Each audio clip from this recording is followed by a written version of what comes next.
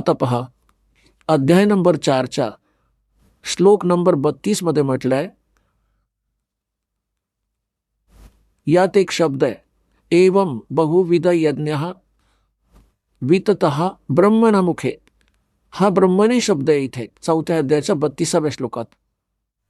कर्मजान विद्धितान सर्वान एवं ज्ञात्वा विमोक्षसे. विमोक्षसे. आता काय सांगतात, आता ब्रह्मणे मुखेचा जो अर्थ आहे, ब्रह्मणे मुखे आपल्याला पाहायचा आहे. यांनी अनुवाद चुकीचा केलाय. एवं म्हणजे या प्रकारे. खूप प्रकारचे यज्ञ म्हणजे धार्मिक अनुष्ठान यांनी वेदांची वाणी असं केलंय, हे चुकीचं केलंय. ब्रह्मणे मुखेचा अर्थ लिहायचा होता सच्चिदानंद घनब्रह्मांच्या वाणीमध्ये विस्तारानं सांगितलंय. त्या सर्वांना तू कर्मजान म्हणजे कर्मांनी शारीरिक क्रियांनी संपन्न होणारा जाण. नाम उठत नाम बैठत नाम सोत जागवे, नाम खाते नाम पिते नाम शेती जागवे लागवे, ही क्रिया आहे त्यात.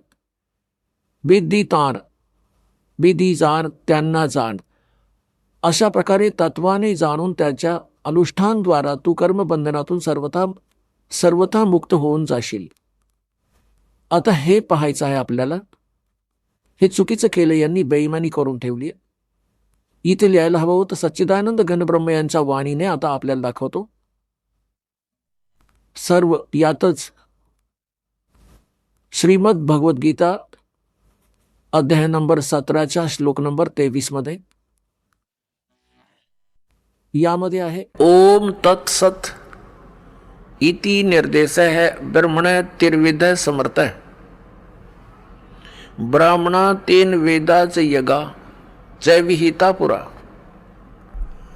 ओम ओम तत् तत् सत सत. इति म्हणजे हे त्रिवेद म्हणजे 3 प्रकारचे. ब्रह्मणे मुखे, ब्रह्मणे सच्चिदानंद घनब्रह्मचे. ब्रह्मणे म्हणजे सच्चिदानंद घनब्रह्म. हा इथे अगदी बरोबर यांनी अनुवाद केलाय, त्याचं नाव सांगितलं आहे. आता पुण्यात्म्यांनो, इथे गीतेच्या अध्याय नंबर 17च्या श्लोक नंबर 23 मध्ये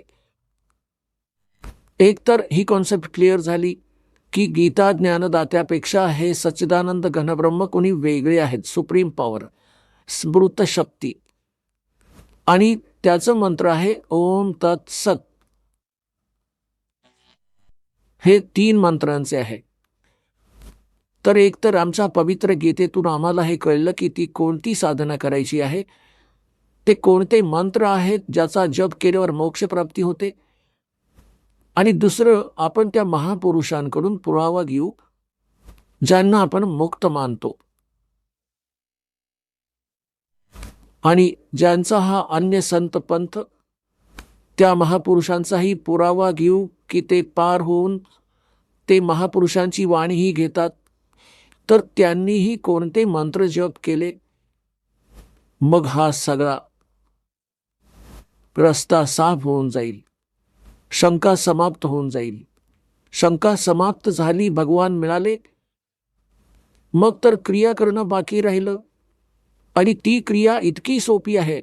चालता फिरता उठता बसता देवाचं कधीही कितीही भजन करा, काम करता करता आणि अंतिम श्वासापर्यंत साधना करायची आहे. भगवान बरोबर घेऊन जातील तुम्हाला सतलोकात.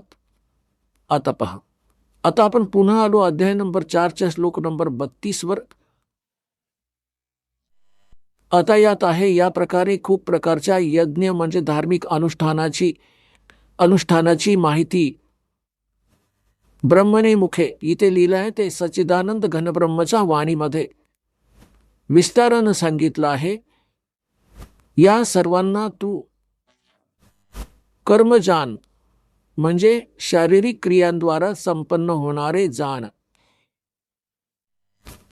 अशा प्रकारे तत्वाने जाणून त्यांच्या अनुष्ठानद्वारा तू कर्मबंधनातून सर्वथा मुक्त होऊन जाशील. या गीताध्याय नंबर 4च्या श्लोक नंबर 32चा सारांश आहे की गीता ज्ञानदाता सांगतोय की एक सच्चिदानंद घनब्रह्मच्या वाणीमध्ये जे त्या सच्चिदानंद घन ब्रह्मने म्हणजे परमक्षर ब्रह्मने पूर्ण परमात्म्याने येऊन आपल्या मुखकमलातून जे ज्ञान दिले आहे ती वाणी मुखे म्हणजे मुखकमलातून उच्चारित वाणीमध्ये मुखातून बोलल्या गेलेल्या त्या ज्ञानामध्ये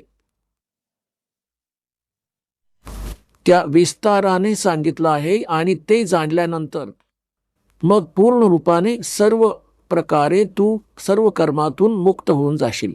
आपण ऐकत होता जगद्गुरु तत्वदर्शी संत रामपालजी महाराज यांचे मंगल प्रवचन, ज्यांच्या शुभ आशीर्वादाने संपूर्ण विश्वामध्ये 500 पेक्षा जास्त नामदीक्षा केंद्र आहेत, जिथे निशुल्क नामदीक्षा दिली जाते.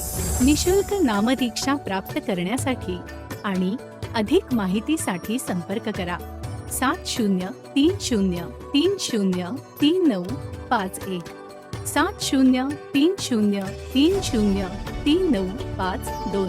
अद्वितीय आध्यात्मिक ज्ञान वाचण्यासाठी, पाहण्यासाठी आणि ऐकण्यासाठी संत रामपालजी महाराज ॲप अवश्य डाउनलोड करा किंवा आमची वेबसाईट www.jagadgururampalji.org वर विजिट करा.